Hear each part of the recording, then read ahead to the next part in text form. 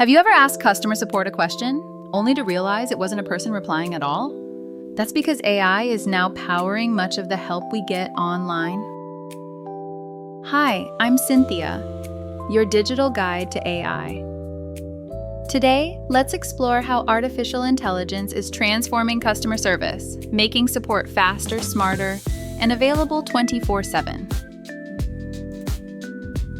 First up, chatbots and virtual agents. These AI tools can instantly answer common questions like, "Where's my order?" or "How do I reset my password?" They work around the clock and never need a coffee break. AI also predicts what you might need before you even ask. For example, if many people report the same issue, the system can recommend fixes right away, helping both customers and support agents save time. Ever feel like support just knows you're upset? That's AI detecting tone and emotion in your messages.